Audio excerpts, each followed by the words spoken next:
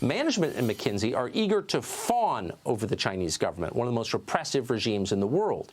In an interview with China's government news service, for example, McKinsey's senior partner Peter Walker came off like a smitten teenager, all aflutter. Quote, "What I discovered in China was the people were happy. They were proud. They were energized. The government officials I met genuinely wanted to do the right thing for the people." Well, as it turned out, that was just a taste of Walker's effusive praise for the Communist government of China. Here's more. I think the Chinese people have realized that whenever they're upset by anything that happens, whether it was the Sichuan earthquake or SARS or what's going on with the price of pork, I think the people speak out loud and clear, and I think the government is largely responsive. But, you know, to me, that's just part of a system where they define democracy as responsive to the people. And I think they tend to do that reasonably well. Walker says he has visited mainland China at least 80 times over the course of his long career. He's also written a book. It's called Powerful, Different, Equal: Overcoming the Misconceptions and Differences Between China and the United States. Chinese state propaganda authorities have publicly praised Walker's book as helpful to their cause. After we aired last night's segment, the snippet of which we just showed you, Peter Walker contacted our office here and asked for the chance to come on the show and respond to what we said, and we're glad he did. Peter Walker joins us tonight. Mr. Walker, thank you so much for coming on. I want to get to something that you said. I want to start with the pandemic, because that's why we're talking about China in the first place. And I want to get to something that you said to Bloomberg Television last month, and I'm quoting you here. Yep. You said you were praising China's response to it, and you said, I'm quoting, "When people look back at what was done with the magnitude of the quarantine in China, they are going to get high praise." Now, credible reports suggest that Chinese authorities locked people in their apartments and left them to die. We know they snatched people off the street and threw them into police vans. God knows where they went. That's the quarantine that you think they deserve high praise for. Why?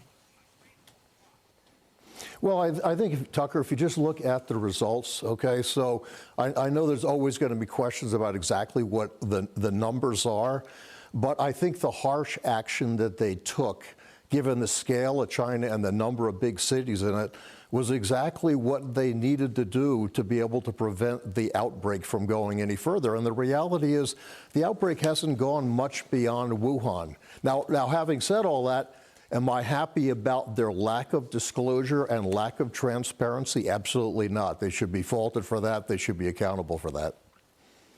Okay. What would you say to the families of those who died, starved to death, alone in their apartments, or the people who are wondering where their relatives went after they were bundled into Chinese police vans? How would you square their grief with the praise you just heaped on the quarantine?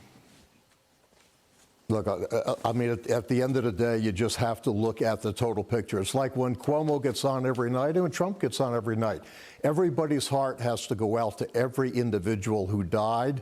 And it's part of the suffering that comes with this disease. And it's heartbreaking, every single one of them is. But they had to do it. Otherwise, if you could imagine the scale of China, if that blew out in large numbers to other cities, the numbers would be off the charts.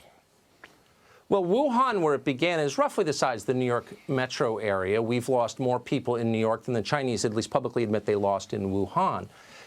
Given that you are praising their response, do you think American authorities would be warranted in locking infected New Yorkers in their apartment until they starve to death?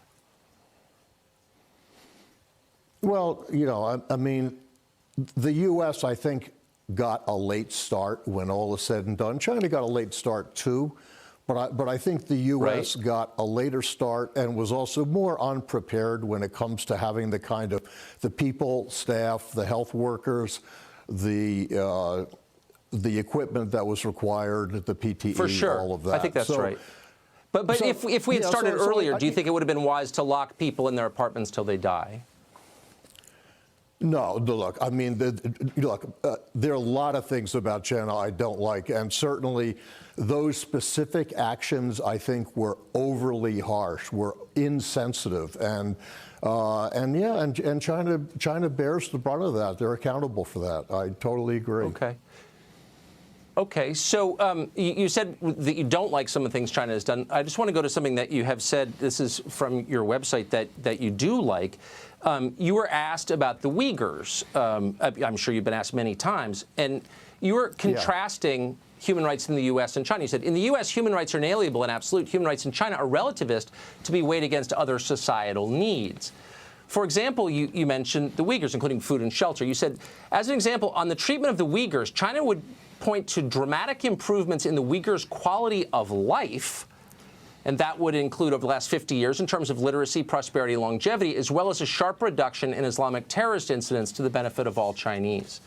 That's what China got out of putting 1 million people in concentration camps. Do you think that was a fair trade-off? It sounds like you do. No, actually I don't.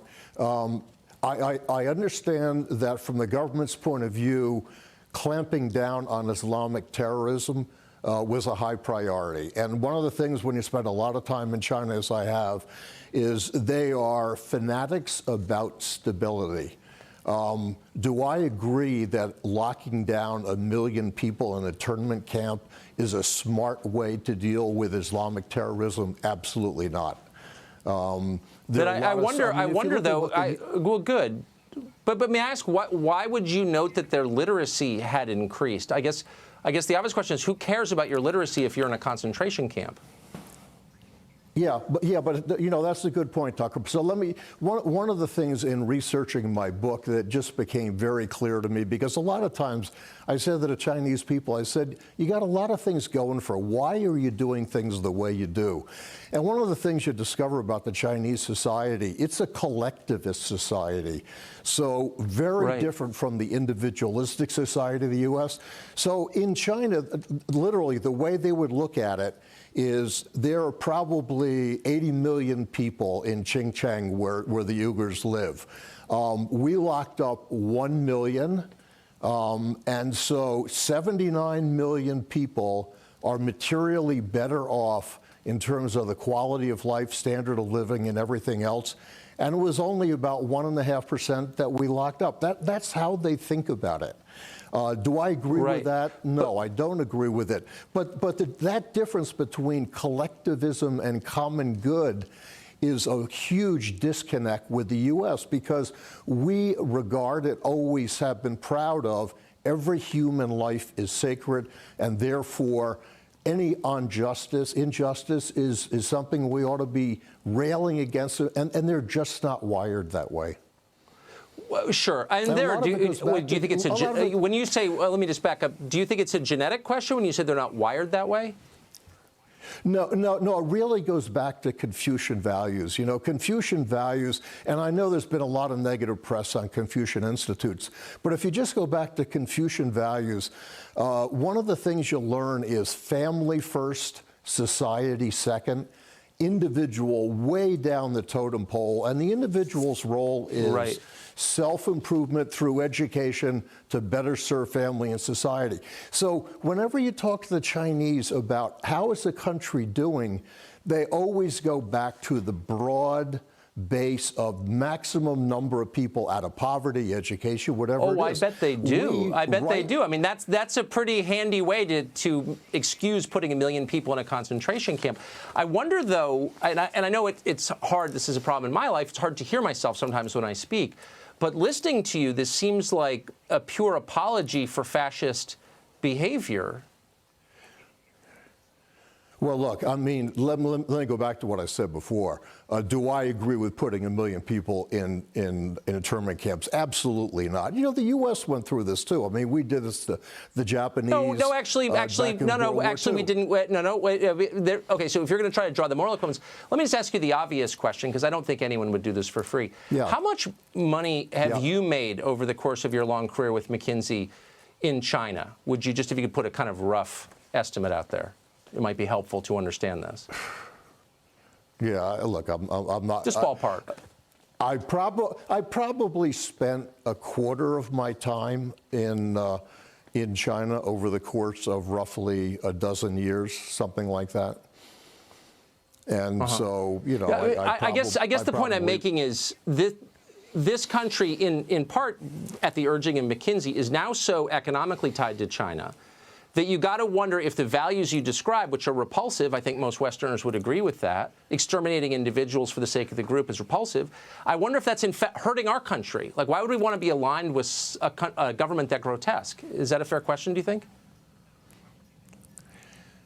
Well, look, I mean, I'm a real pragmatist, Tucker. So the way I look at it is, see. You know, we as a country made a real mistake in not protecting our intellectual property, but the cow's out of the barn. And the reality is the Chinese momentum behind their economy is very strong, and the containment is too little, too late. So as a pragmatist, I just basically say, if China and the U.S. got together on the next coronavirus or got together on the Paris Accord or whatever the issue is, the world would be a better place. But the two, and perhaps you're right, but to dismiss our present concerns as too far gone to fix is a little bit like setting a fire and then not calling the fire department because the building's a total loss. I mean, McKinsey is one of the reasons that we don't make pharmaceuticals or masks or a lot of machine tools or a million other things in this country because you all advised American companies to offshore the production. So do you regret that advice that you gave to American companies? Well, look, I think we're in a different world now in terms of being much clearer about what really essential goods are or not. I think in the spirit of what McKinsey was advising, I think everybody was in favor of free trade in the sense of let every country do what they do well.